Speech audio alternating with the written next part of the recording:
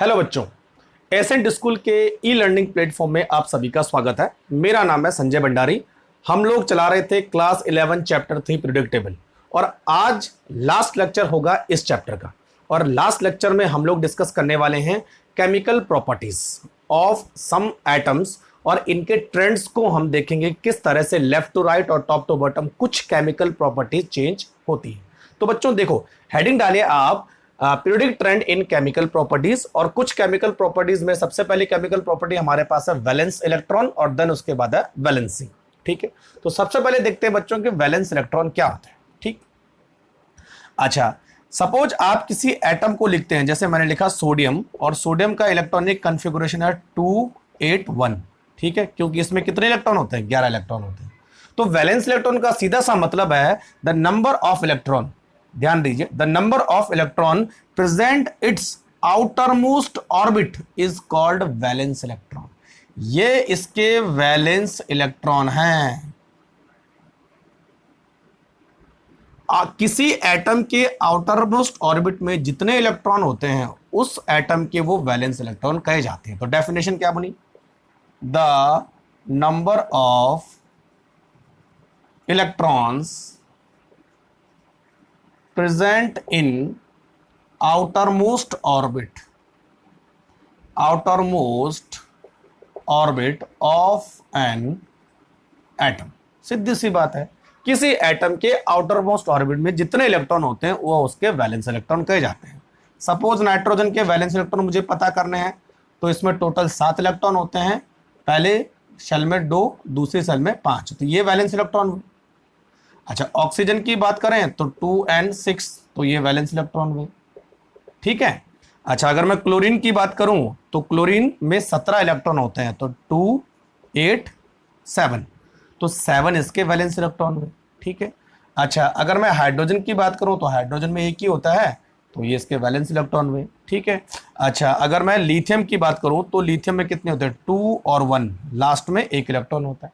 तो कुल मिला के आपको इलेक्ट्रॉनिक कॉन्फ़िगरेशन लिखना है और जो लास्ट ऑर्बिट में जितने इलेक्ट्रॉन होंगे वो उसके वैलेंस इलेक्ट्रॉन कहे जाएंगे। That's it. ठीक, अच्छा, नेक्स्ट हम बात करते हैं बच्चों वैलेंसी। ठीक, अच्छा, सिंपल सी बात है, यहां पर एक टर्म्स आपको पता करना है बच्चों, उसका नाम है octet. Octet, octet, what is octet? Octet का मतलब होता है 8 इलेक्ट्रॉन्स। और बच्चों ये 8 इलेक्ट्रॉन कहां पर होने से? ये 8 इलेक्ट्रॉन जो है आउटर मोस्ट ऑर्बिट में होने चाहिए। ऐसा माना जाता है कि होने चाहिए, लेकिन क्या होते नहीं होते। देखो, अगर मैं ऑक्सीजन की बात करूं तो 2n6, या तो 6 ही है। अच्छा, मैं नाइट्रोजन की बात करूं तो 2n5, या तो 5 ही है। अगर मैं सोडियम की बात करूं तो 281, या तो 1 ही है। तो इनर्ट गैस को छोड़ दिया जाए तो किसी भी एटम के लास्ट ऑर्बिट में कभी भी 8 इलेक्ट्रॉन नहीं होते। ठीक है, इसीलिए बच्चों सारे के सारे एटम अनस्टेबल होते हैं। ठीक है, और एटम जब अनस्टेबल होते हैं तो वो क्या करते हैं? इस लास्ट ऑर्बिट के इलेक्ट्रॉन को 8 करने की कोशिश करते हैं। वो क्या करते हैं? किसी तरह से यहां पर हमें 8 इलेक्ट्रॉन कंप्लीट हो जाए। और इस 8 इलेक्ट्रॉन कंप्लीट करने के लिए वो 2 काम करते हैं, या तो इलेक्ट्रॉन की शेयरिंग करेंगे, या तो इलेक्ट्रॉन को देंगे, या तो इलेक्ट्रॉन को लेंगे। ये 3 तरह से हर कोई एटम अपने लास्ट ऑर्बिट में 8 इलेक्ट्रॉन कंप्लीट करना चाहता है, यानी ऑक्टेट कंप्लीट करना चाहता है, हम इसको बोलेंगे। ठीक है, और ऑक्टेट कंप्लीट करने के लिए या तो वो इलेक्ट्रॉन देगा, या तो इलेक्ट्रॉन लेगा, या तो इलेक्ट्रॉन वो शेयर करेगा। ठीक है, डिटेल में हम लोग इसको केमिकल बॉन्डिंग में पढ़ेंगे, अभी थोड़ा बहुत समझिए आप, है ना। ठीक, तो every atom wants to complete its octet, या every atom wants to complete 8 electron in their outermost orbit. ठीक है, तो वैलेंसी यहीं से जन्म लेती है, वैलेंसी की डेफिनेशन यहीं से बनती है। ठीक है, देखो सिंपल से बात है, वैलेंसी को हम क्या बोलेंगे? देखो, the combining capacity, the combining capacity of an atom is called valency. The combining capacity, यानी जब कोई एटम दूसरे एटम के साथ कंबाइंड होता है तो उस प्रॉपर्टी को उस एटम की वैलेंसी बोलेंगे। ठीक है। अच्छा, वैलेंसी जो है, कोई एटम किसी दूसरे एटम के साथ कंबाइंड कब होगा? जब वो इलेक्ट्रॉन को या तो शेयर करेगा, या तो वो रिसीव करेगा, या तो डोनेट करेगा। लेकिन बच्चों, कितने इलेक्ट्रॉन रिसीव करेगा और कितने डोनेट करेगा, ये डिपेंड करता है कि उसके पास कितने इलेक्ट्रॉन हैं और ऑक्टेट कंप्लीट करने के लिए कितने इलेक्ट्रॉन चाहिए। समझे मेरी बात? ठीक है। अगर मैं ऑक्सीजन की बात करूं बच्चों, तो ऑक्सीजन को 8 कंप्लीट करने के लिए कितने इलेक्ट्रॉन की जरूरत पड़ेगी? 2। तो तब ये हो जाएगा 2 and 8। तो इसका मतलब जो है, ऑक्सीजन की वैलेंसी कितनी हुई? 2। ये तो हुई ना 2। तो दूसरे वर्ड में हम वैलेंसी की डेफिनेशन ऐसे बनाएंगे, the number of electrons required to complete its octet. The number of electrons required to complete its octet by an atom when combined with other atom। ये तो हुआ ना कि दूसरे एटम के साथ मिलकर ये अपने ऑक्टेट को कंप्लीट करता है, और जितने नंबर ऑफ इलेक्ट्रॉन इसको रिक्वायर्ड चाहिए, उसी इलेक्ट्रॉन की अमाउंट को या इलेक्ट्रॉन के नंबर को हम क्या बोलेंगे? वैलेंसी। ठीक है बच्चों। जैसे ऑक्सीजन की वैलेंसी कितनी होती है? 2। नाइट्रोजन की वैलेंसी कितनी हुई? कितनी चाहिए इसको? 3 इलेक्ट्रॉन चाहिए, तो तब हो जाएगा 2 8, इसकी वैलेंसी भी 3। अच्छा, सोडियम के केस में क्या? देखो, सोडियम के केस में 2 चीजें, या तो वो 7 इलेक्ट्रॉन ले ले, या तो वो 1 इलेक्ट्रॉन दे दे। क्या आसान है? 1 इलेक्ट्रॉन देना आसान है, 7 इलेक्ट्रॉन देना मुश्किल है। इसीलिए बच्चों सोडियम की वैलेंसी कितनी हो जाएगी? 1। ठीक है। तो इस तरह से हम हर एटम की वैलेंसी निकाल सकते हैं कि उसको लास्ट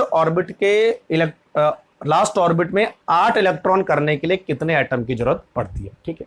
अच्छा, वैलेंसी से अच्छा कभी कभी एक टर्म्स आता है ऑक्सीडेशन स्टेट, वो ज्यादा सिग्निफिकेंस है बजाय वैलेंसी के। ठीक। अच्छा देखो, ये समझ में आ गया वैलेंसी। ठीक है। अच्छा, अगर मैं आपको बोलूं क्लोरीन की वैलेंसी कितनी होगी, तो बच्चों क्लोरीन का इलेक्ट्रॉनिक कॉन्फ़िगरेशन आप लिखो 7। लास्ट ऑर्बिट को 8 कंप्लीट करने के लिए कितने इलेक्ट्रॉन की जरूरत पड़ेगी? 1 इलेक्ट्रॉन की जरूरत पड़ेगी, तो इसकी वैलेंसी हो गई 8। अच्छा, अगर मैं बोलूं कार्बन की वैलेंसी कितनी होती है, तो कार्बन में लास्ट ऑर्बिट में कितने इलेक्ट्रॉन है? 4, तो कार्बन की वैलेंसी कितनी भी? 4। ठीक है बच्चों। तो इस तरह से इलेक्ट्रॉनिक कॉन्फ़िगरेशन के बेसिस पे आप ये बता सकते हैं कि किसी एटम की वैलेंसी कितनी होगी। समझे मेरी बात? ठीक। अच्छा, अगर आपको बोला जाए कि मैग्नीशियम की वैलेंसी कितनी है, तो मैग्नीशियम का इलेक्ट्रॉनिक कॉन्फ़िगरेशन लिखो 2 8 and 2। अच्छा, ये देखो 2 इलेक्ट्रॉन है, तो 2 इलेक्ट्रॉन में अगर 6 इलेक्ट्रॉन और आ जाएं तो वैलेंसी कंप्लीट हो जाए। इन 2 को निकाल दो तो ये भी 8 बन जाएगा, 2 8 बन जाएगा ना। ठीक है। तो 2 निकालना आसान है, 6 लेना मुश्किल है, इसीलिए इसकी वैलेंसी होगी 2। ठीक है बच्चों। तो इस तरह से हम ऑक्टेट कंप्लीट करने की कोशिश करते हैं, तो उसी टर्म्स को बोलेंगे हम वैलेंसी। ठीक है बच्चों। चल नेक्स्ट हमारे पास है oxidation state. Oxidation state of an atom. ठीक है बच्चों। अच्छा, एक चीज ध्यान रखना, अगर कोई एटम जैसे H2 है, ठीक है बच्चों, तो H2 के केस में ऑक्सीडेशन नंबर 0 होगा, यानी the atom having its free state, its oxidation number will be 0। Free state में ऑक्सीडेशन नंबर क्या होता है? 0 होता है। जैसे मान लीजिए O2 है तो इसका 0 हो गया। ठीक है। Cl2 है तो इसका ऑक्सीडेशन नंबर कितना हो गया? 0 हो गया। लेकिन बच्चों ये किसी और एटम के साथ अगर जुड़ा है, मान लीजिए NaCl है, तो यहां पर दोनों का ऑक्सीडेशन नंबर क्या होगा? चेंज होगा। तो पहले तो आपको यह समझना है कि फ्री स्टेट में किसी भी एटम का ऑक्सीडेशन नंबर 0 होता है। ठीक है। दूसरी चीज, ऑक्सीडेशन नंबर का मतलब क्या हुआ? देखो बच्चों, सपोज कोई एटम है सोडियम और वो कंबाइंड होता है क्लोरीन के साथ और क्या बनाता है? Sodium chloride. ठीक है बच्चों। अच्छा, सोडियम क्लोराइड कब बनेगा? जब सोडियम जो है अपने ऑक्टेट को कंप्लीट करेगा और क्लोरीन अपने ऑक्टेट को कंप्लीट करेगा। तो सोडियम के पास जो इलेक्ट्रॉनिक कॉन्फ़िगरेशन था वो ऐसा था और क्लोरीन के पास जो इलेक्ट्रॉनिक कॉन्फ़िगरेशन था वो ऐसा था। ठीक है। अब देखो, सोडियम के पास एक इलेक्ट्रॉन देने के लिए है ताकि ऑक्टेट कंप्लीट हो जाए, क्लोरीन के पास एक इलेक्ट्रॉन चाहिए ताकि ऑक्टेट कंप्लीट हो जाए। तो होगा क्या बच्चों? ये इलेक्ट्रॉन यहां चला जाएगा। तो अब क्लोरीन का जो ऑक्टेट है वो 288 हो गया और जो सोडियम का ऑक्टेट है वो 2 भी कंप्लीट होगा, दोनों का ऑक्टेट कंप्लीट हो गया। ठीक है, तो बन गया NaCl। ठीक, लेकिन यहां पर देखिए एक इंपॉर्टेंट चीज है, NaCl में आपको टोटल चार्ज क्या दिख रहा है? 0 दिख रहा है। लेकिन बच्चों, जब कोई एटम इलेक्ट्रॉन देता है तो उसके पास एक प्लस चार्ज आ जाता है और जब कोई इलेक्ट्रॉन एटम लेता है तो उसके पास एक माइनस चार्ज आता है। लेकिन टोटल चार्ज देखा जाए तो 0 है, क्योंकि प्लस और माइनस मिलकर 0 बनाते हैं। अब लेकिन एटम के ऊपर कुछ ना कुछ चार्ज है, क्योंकि एटम ने इलेक्ट्रॉन दिए हैं और किसी और एटम ने इलेक्ट्रॉन लिए हैं। ठीक है बच्चों, तो ये चीज आपके दिमाग में बैठनी चाहिए कि जब भी कोई एटम मॉलिक्यूल बनाएगा या किसी दूसरे एटम के साथ कंबाइंड होगा तो हमेशा इलेक्ट्रॉन का डिस्ट्रीब्यूशन होगा, और जब भी बच्चों इलेक्ट्रॉन का डिस्ट्रीब्यूशन होगा तो उस एटम के ऊपर कुछ ना कुछ चार्ज आएगा। उसी चार्ज को हम बोलते हैं ऑक्सीडेशन स्टेट ऑफ एटम। समझे मेरी बात? ठीक है, तो फ्री स्टेट में तो ये होता नहीं, लेकिन जब कोई एटम कंबाइंड स्टेट में होता है तो उसके ऊपर जो चार्ज होता है उसको हम बोलते हैं ऑक्सीडेशन स्टेट। ठीक है, तो सिग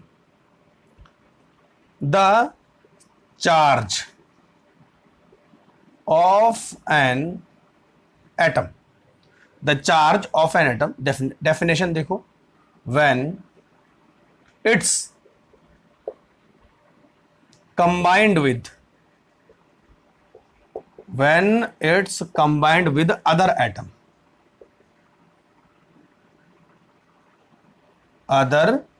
ये the charge of an atom when it's combined with other atom is called oxidation state। देखो, इस पर जो भी चार्ज होगा वो इसका ऑक्सीडेशन स्टेट कहलाएगा। ठीक है। अच्छा, it may be positive, it may be positive, तो पॉजिटिव बच्चों कब होगा? when electron are loose, या when electron are loose। ठीक है। अच्छा, it may be negative when electron are gain। ये तो है ना, जब इलेक्ट्रॉन देगा कोई एटम तो उस पर प्लस चार्ज आएगा, जब इलेक्ट्रॉन लेगा तो उस पर क्या आएगा? माइनस चार्ज आएगा। ठीक है बच्चों। अच्छा, एक चीज हमेशा ध्यान रखना कि जितने इलेक्ट्रॉन देगा उतना प्लस चार्ज। अगर मान लीजिए कि 2 इलेक्ट्रॉन देता है तो 2 पॉजिटिव, 3 इलेक्ट्रॉन देता है तो 3 पॉजिटिव। ठीक है। अच्छा, 2 इलेक्ट्रॉन लेगा तो 2 नेगेटिव, 3 इलेक्ट्रॉन लेगा तो 3 नेगेटिव। समझे मेरी बात? तो जितने नंबर ऑफ इलेक्ट्रॉन वो देता है उतने पॉजिटिव, जितने नंबर ऑफ इलेक्ट्रॉन वो लेता है उतने नेगेटिव। तो समझ गए मेरी बात कि जब कोई एटम कंबाइंड स्टेट में होता है तो उसके ऊपर, हर एटम के ऊपर जो भी चार्ज होता है उसको हम बोलेंगे ऑक्सीडेशन स्टेट। बच्चों, ऑक्सीडेशन स्टेट आप डिटेल से पढ़ोगे, जैसे रिडॉक्स में पढ़ोगे, आप केमिकल बॉन्डिंग में पढ़ोगे, तो वहां हम डिटेल से पढ़ाएंगे कि क्यों कैसा चार्ज आता है। यहां पर थोड़ा सा डिस्क्रिप्शन बस है। अच्छा, सपोज एग्जाम्पल हमारे पास है H2O। ठीक है। अच्छा, किसके ऊपर माइनस आएगा, किसके ऊपर प्लस आएगा, ये एटम की इलेक्ट्रोनेगेटिविटी से भी पता करते हैं, या उसके पास इलेक्ट्रॉन की रिक्वायरमेंट है या ज्यादा है, इन दोनों से पता कर सकते हैं। देखो यहां पर बच्चों H के पास एक इलेक्ट्रॉन है ना, दूसरे H के पास भी एक इलेक्ट्रॉन।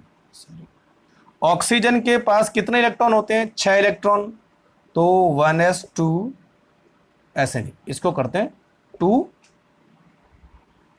and 4। सॉरी, ऑक्सीजन के पास ऑक्सीजन का 8 इलेक्ट्रॉन, सॉरी है ना, 8 इलेक्ट्रॉन, 2 and 6 कार्बन हो गया ना। ऑक्सीजन के पास टोटल इलेक्ट्रॉन कितने, 8 इलेक्ट्रॉन, इलेक्ट्रॉनिक कॉन्फ़िगरेशन 2n6। अच्छा ये बताओ बच्चों, ऑक्सीजन को कितने इलेक्ट्रॉन की जरूरत है, 2 इलेक्ट्रॉन की जरूरत है। तो सिंपल सी बात है, ये इलेक्ट्रॉन यहां आ जाएगा, ये इलेक्ट्रॉन यहां आ जाएगा, है ना, ऐसा मान सकते हैं। ठीक है, वैसे शेयरिंग होती है इलेक्ट्रॉन की, लेकिन अभी फिलहाल ऑक्सीडेशन स्टेट हमने निकालनी है, तो हम ये मान सकते हैं कि एक H एक इलेक्ट्रॉन देगा, दूसरा H दूसरे इलेक्ट्रॉन देगा, और ऑक्सीजन 2 इलेक्ट्रॉन को क्या करता है, रिसीव करता है। तो हर H पर आ जाएगा एक पॉजिटिव, और ऑक्सीजन में 2 इलेक्ट्रॉन रिसीव किए तो ऑक्सीजन पे आ जाएगा 2 नेगेटिव। तो वाटर के केस में ऑक्सीजन पर 2 नेगेटिव होगा और हाइड्रोजन पर 1 पॉजिटिव। तो 2 हाइड्रोजन है तो 2 पॉजिटिव, 1 ऑक्सीजन है 2 नेगेटिव, टोटल चार्ज कितना है, अभी भी 0। सिंपल सी बात है, ऐसा कर सकते हैं। दूसरा मॉलिक्यूल देखो, NH3, this is ammonia molecule. अच्छा, एक H के पास 1 इलेक्ट्रॉन, दूसरे H के पास दूसरा इलेक्ट्रॉन, तीसरे H के पास 1 इलेक्ट्रॉन, है ना, तीनों H के पास। अच्छा, नाइट्रोजन के पास टोटल 7 इलेक्ट्रॉन, 2n5, ऐसे कुछ है। नाइट्रोजन को रिक्वायरमेंट है, हाइड्रोजन को रिक्वायरमेंट नहीं है। हाइड्रोजन हमेशा देता है क्योंकि हाइड्रोजन इलेक्ट्रोपॉजिटिव होता है। ठीक है, अच्छा अब देखो, नाइट्रोजन 3 इलेक्ट्रॉन की जरूरत है, तो इधर से 1, दूसरा और तीसरा, तो नाइट्रोजन का ऑक्टेट कंप्लीट। हाइड्रोजन क्या करेगा, ठीक है, प्लस चार्ज करेगा। हर हाइड्रोजन के पास अब जो है प्लस चार्ज, तो हाइड्रोजन +1 और नाइट्रोजन -3। ठीक है, तो नाइट्रोजन के पास ऑक्सीडेशन नंबर कितना होगा, -3, और हाइड्रोजन के पास कितना होगा, +1। ठीक है, क्योंकि हाइड्रोजन क्या करता है, इलेक्ट्रॉन देता है, इलेक्ट्रोपॉजिटिव है, और नाइट्रोजन इलेक्ट्रोनेगेटिव है, तो नाइट्रोजन क्या करेगा, इलेक्ट्रॉन रिसीव करेगा। तो इस तरह से हम ऑक्सीडेशन नंबर निकाल सकते हैं, है ना, कि कौन इलेक्ट्रोपॉजिटिव है, किसने कितने इलेक्ट्रॉन लिए, किसने कितने इलेक्ट्रॉन दिए, इस तरह से। तीसरा एग्जाम्पल हमारे पास है, मान लीजिए Na2O। ठीक है, सोडियम मेटल है तो इलेक्ट्रॉन देगा, ऑक्सीजन नॉन मेटल है तो इलेक्ट्रॉन लेगा। ठीक है, अच्छा, सोडियम के पास 281, दूसरे सोडियम के पास भी 281, ऑक्सीजन के पास हमने बोला भी 2 और 6, 2 इलेक्ट्रॉन की रिक्वायरमेंट है, और यहाँ 2 एक्स्ट्रा इलेक्ट्रॉन है, तो एक इधर आएगा और एक इधर आ जाएगा। तो हर सोडियम के पास +1, तो हमने यहाँ पर लिखा +1, और ऑक्सीजन में कितने इलेक्ट्रॉन रिसीव किए, 2 इलेक्ट्रॉन रिसीव किए, तो -2। ठीक है, देखो इस तरह से। तो मॉलिक्यूल के अंदर किसी एटम का जो चार्ज है उसी को हम बोलेंगे ऑक्सीडेशन स्टेट ऑफ एटम। ठीक है, ये तो मैंने थोड़े से एग्जांपल बताया आपको, और भी आप चैप्टर पढ़ोगे तो बहुत डिटेल से हम ऑक्सीडेशन नंबर डिस्कस करेंगे। ठीक है बच्चों, चलो, तो ऑक्सीडेशन नंबर में इतना ही। तीसरी जो हमारी केमिकल प्रॉपर्टीज है वो है नेचर ऑफ ऑक्साइड। ये बहुत इंपॉर्टेंट है, इस पे बहुत सारे क्वेश्चन बनते हैं। नेचर ऑफ ऑक्साइड्स,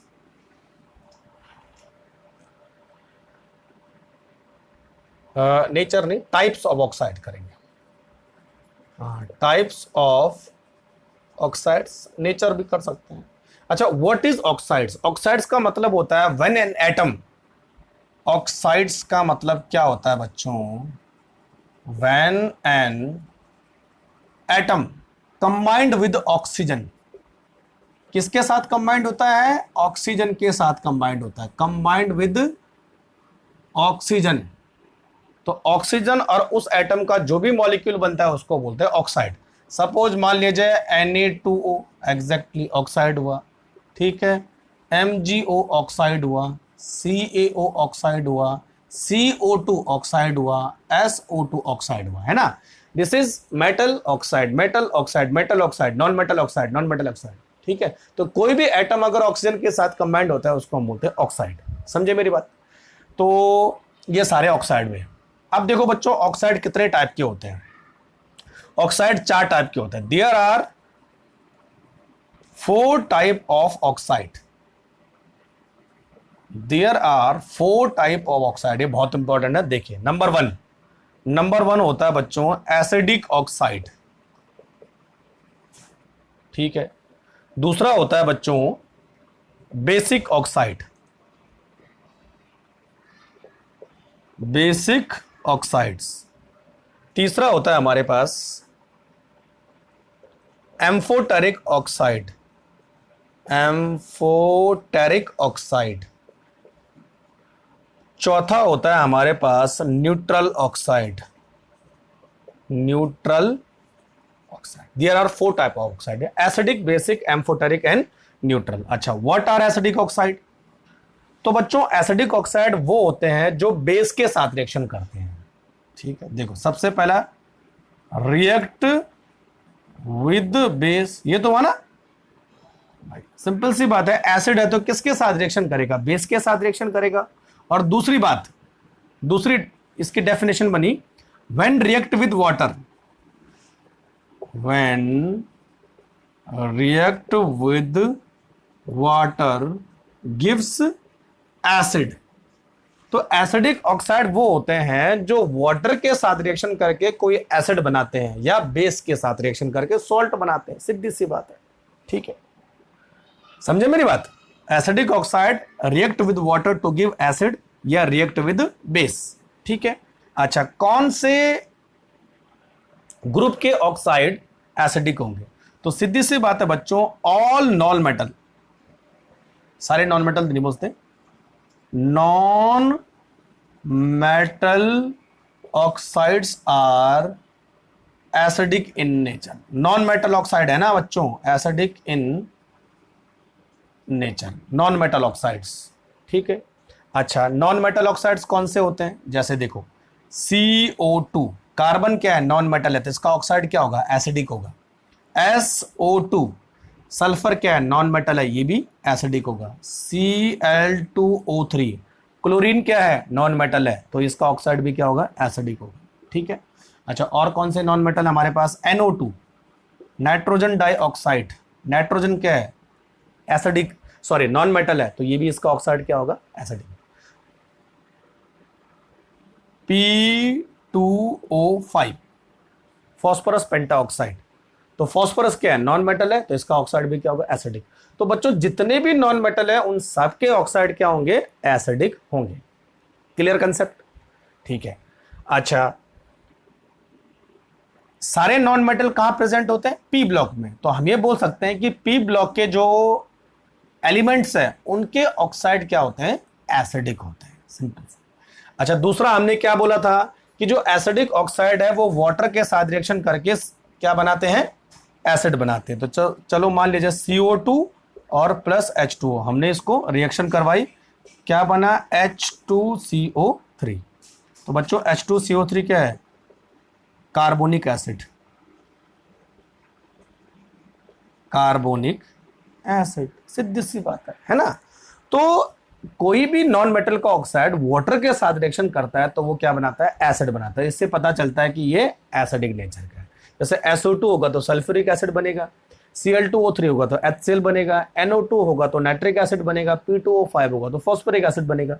तो इस तरह से ये एसिड बनाते हैं। समझ में बात आ गई?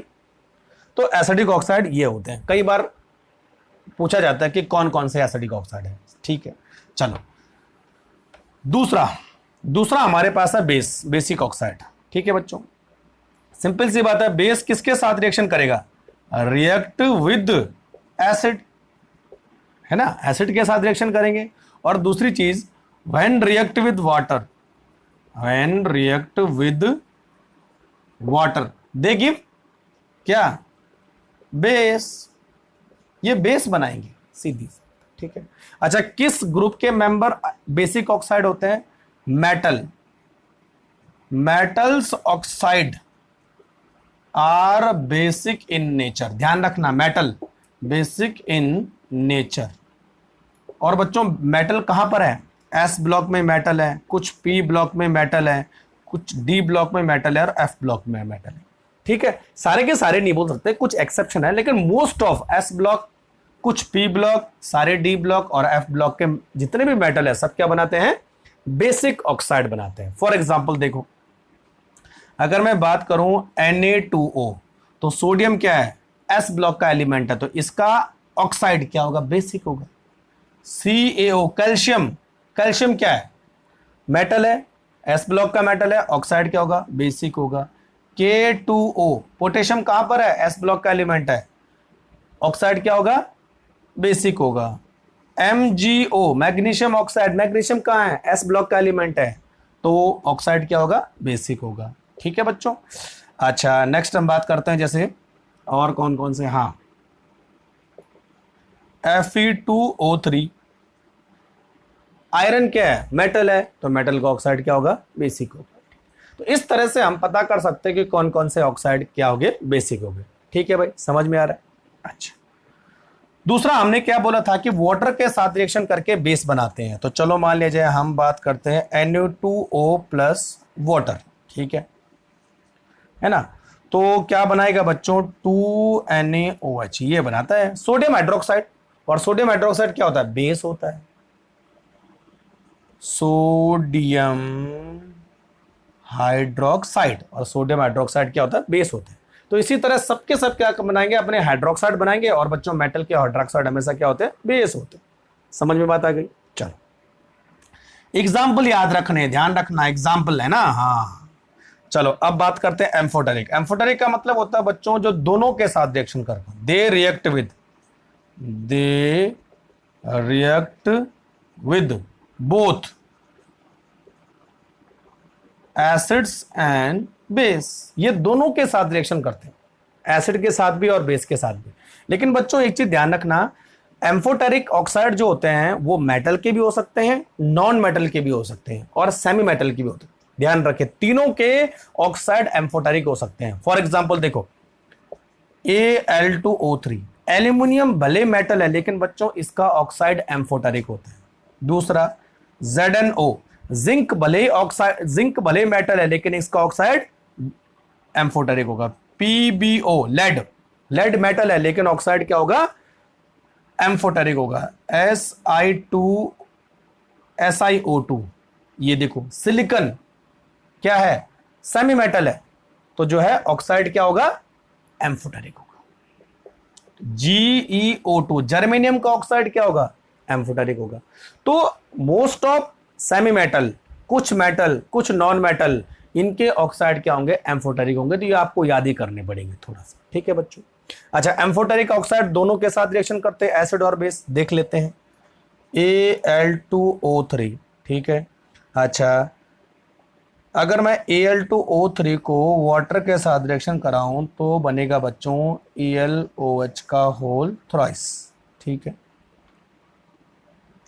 Al2O3 नहीं इसके साथ नहीं, वाटर के साथ नहीं, किसके साथ रिएक्शन, हाँ वाटर के, बेस एसिड के साथ रिएक्शन है ना। Al2O3 प्लस HCl, हाँ इसके साथ। HCl एसिड है तो बनेगा बच्चों Al2OH का होल थ्राइस और प्लस 3HCl। ये देखो एसिड के साथ रिएक्शन कर रहा है तो क्या बना रहा है, एक बेसिक कंपाउंड बना रहा है ना, ठीक है। अच्छा एसिड के साथ भी रिएक्शन करता है। और दूसरी बात अगर इसको हम Al2O3 प्लस बेस के साथ रिएक्शन कराएं तो NaOH, ठीक है बच्चों। तो ये बनता है NaAl2O3 सोडियम मेटा एल्यूमिनेट। ये अभी पी ब्लॉक में पढ़ोगे आप। तो बोलने का मतलब है कि ये बेस और एसिड दोनों के साथ रिएक्शन करता है, ठीक है। अब नेक्स्ट हमारे पास है कि कौन से, न्यूट्रल ऑक्साइड। तो न्यूट्रल बच्चों न तो बेस के साथ रिएक्शन करते हैं न तो एसिड के साथ। Neither react with base nor with acid, ठीक है। न तो बेस के साथ रिएक्शन करते हैं न तो एसिड के साथ रिएक्शन करके उनको हम न्यूट्रल ऑक्साइड बोलते हैं। और याद ही रखने हैं, एक तो होता है बच्चे कार्बन मोनोऑक्साइड, न्यूट्रल ऑक्साइड होता है। N2O nitrous oxide neutral oxide होता है। और NO it is nitric oxide. N2O का मतलब होता है बच्चों नाइट्रस ऑक्साइड, है ना, नाइट्रस ऑक्साइड। और NO का मतलब होता है नाइट्रिक ऑक्साइड। तो दोनों 1, 2 और 3 ये तीनों के तीनों जो है न्यूट्रल ऑक्साइड है, ना तो एसिड के साथ रिएक्शन करके ना तो बेस के साथ रिएक्शन करके। तो नोट करो जरा फटाफट, समझ में आ गया होगा किस तरह काम चल रहा है ना। तो इससे कई बार क्वेश्चन आते हैं। तो ये मैंने आपको बता दिया है एसिडिक, बेसिक, एम्फोटेरिक और न्यूट्रल ऑक्साइड क्या होता है, ठीक है बच्चों। चलो नेक्स्ट लास्ट इसमें होने वाला है कि केमिकल प्रॉपर्टीज किस तरह से चेंज होती है। लास्ट बच्चों हम इसमें पढ़ेंगे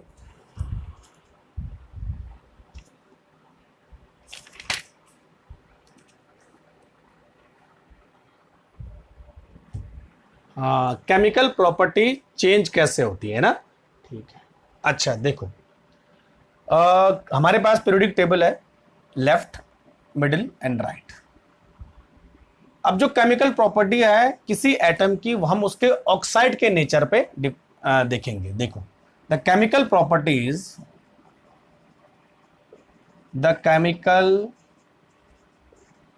प्रॉपर्टीज ऑफ एन एटम, देखो, of an atom is based on its nature of oxide, इसके ऑक्साइड के नेचर पे हम देखेंगे कि इसकी केमिकल प्रॉपर्टीज कैसी होती है। और जैसे मैंने आपको बोला था कि लेफ्ट हैंड साइड हम पीरियोडिक टेबल में जाते हैं तो मेटल आते हैं, बीच में सेमी मेटल और लास्ट में नॉन मेटल। तो बच्चों जितने भी मेटल हैं इधर वो बेसिक ऑक्साइड बनाएंगे, बेसिक ऑक्साइड।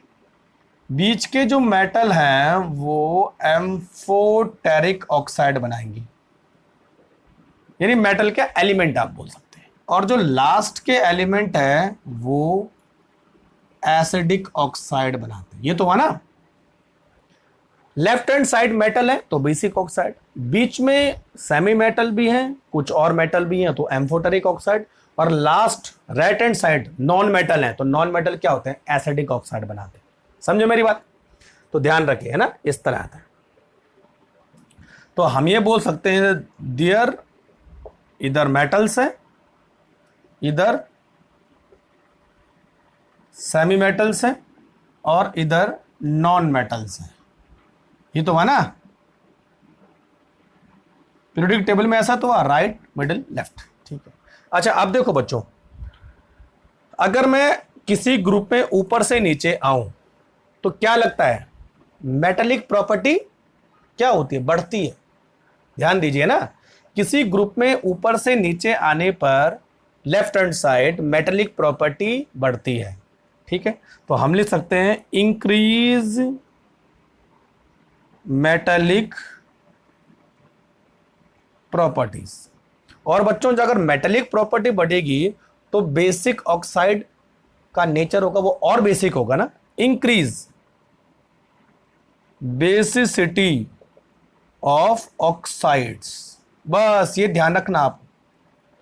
अगर आपको पूछा जाए कि K2O और Na2O, अच्छा Na2O ऊपर लिखता हूं मैं, Na2O, K2 और Na2O में ज्यादा बेसिक कौन है, तो जो नीचे होगा उसका ऑक्साइड ज्यादा बेसिक होगा और ये कम बेसिक होगा। ये देखो, basic oxides increase basicity of oxide. समझ रहे हो मेरी बात?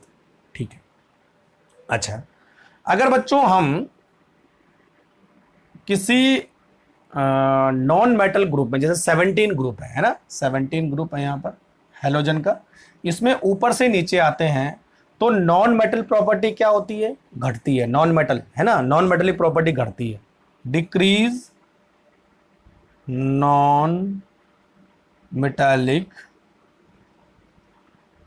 प्रॉपर्टी। ये तो है ना, नॉन मेटालिक प्रॉपर्टी घटती है।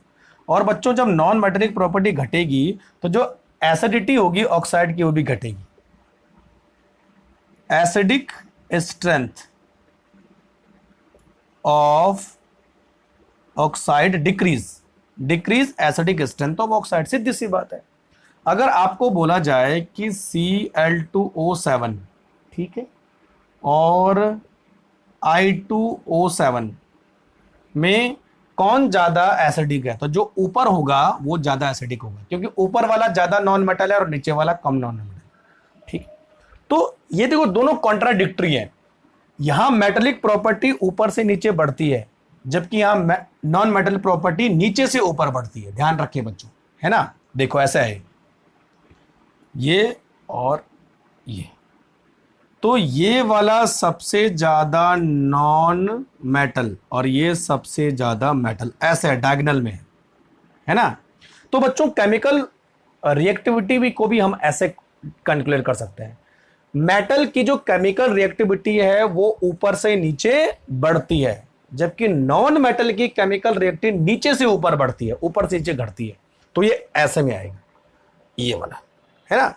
मेटल की केमिकल रिएक्टिविटी नीचे से ऊपर बढ़ती है और नॉन मेटल की केमिकल रिएक्टिविटी ऊपर से नीचे से ऊपर बढ़ती है। समझ रहे मेरी बात? हाँ, तो हम यहां पर कंक्लूड कर सकते हैं। अब देखो,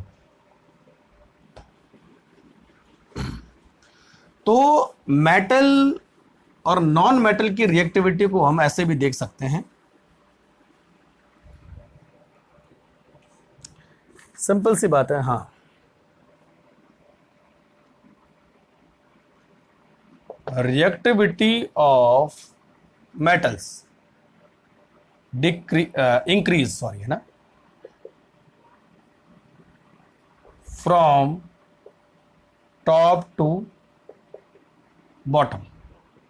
ठीक है, reactivity of metals increase from top to bottom, increase from top to bottom. ठीक है, और ये नॉन मेटल क्या होते हैं? लेफ्ट साइड होते हैं, left side of periodic table, they are left side of periodic table, है ना। ये तो हुआ।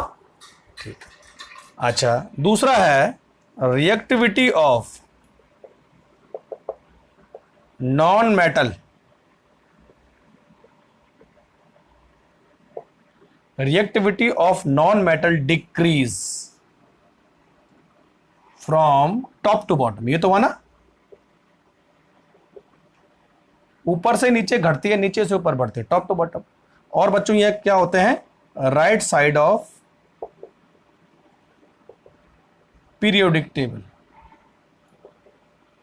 ये तो हुआ, समझे मेरी बात?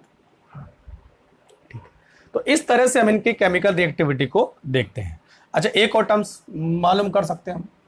जब बच्चों मेटल की रिएक्टिविटी ऊपर से नीचे बढ़ती है तो इसका मतलब जो है आईपी की वैल्यू कम होती है, और जितनी मेटल के लिए आईपी की वैल्यू कम होगी उतना आसानी से वो इलेक्ट्रॉन निकालेगा और उसकी रिएक्टिविटी बढ़ेगी।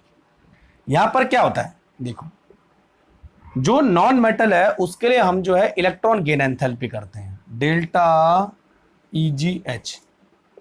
जितनी ज्यादा इलेक्ट्रॉन गेन एंथैल्पी होगी नॉन मेटल की रिएक्टिविटी उतनी बढ़ेगी। तो ऊपर से नीचे आने पर इलेक्ट्रॉन गेन एंथैल्पी कम होती है। समझे मेरी बात? तो एक और चीज हम यहां पे ले सकते हैं, more IP of metal less reactive. जितनी ज्यादा आईपी होगी उतना ज्यादा रिएक्टिव कम होगा, और less IP of metal more reactive. Simple सी बात है। तो ऊपर से नीचे आईपी कम होती है इसलिए रिएक्टिविटी बढ़ेगी। ठीक है, इलेक्ट्रॉन गेन एंथैल्पी में उल्टा होता है, हमें इलेक्ट्रॉन गेन करवाना है, तो यहां पे हम लिख सकते हैं more electron gain enthalpy of atom increase reactivity, और less electron gain enthalpy of atom decrease reactivity. Simple सी बात है। तो बच्चों नीचे से ऊपर जाने में इलेक्ट्रॉन गेन एंथैल्पी बढ़ती है और ऊपर से नीचे आने में इलेक्ट्रॉन गेन एंथैल्पी कम होती है। ठीक है, तो इस तरह से हम कुछ केमिकल प्रॉपर्टी को एक्सप्लेन कर सकते हैं आईपी के बेसिस पे, ऑक्साइड के बनाने के बेसिस पे, वगैरह वगैरह। ठीक है बच्चों, चलो, तो ये चैप्टर अब खत्म हो गया है। इन केस कोई डाउट होता तो आप मुझे पर्सनल मैसेज कर सकते हैं या मुझे फोन करके पूछ सकते हैं। इसके बाद में आपको इस चैप्टर के लिए पीडीएफ दूंगा एमसीक्यू सॉल्व करने के लिए। उसमें कम से कम 150 से 200 एमसीक्यू होंगे, उसको आपको सॉल्व करना है और कुछ और मटेरियल आपको मैं देता रहूँगा। ठीक है बच्चों, इन केस कोई डाउट आता तो आप मुझे कमेंट करके या मुझे मैसेज करके पूछ सकते हैं। Thank you very much.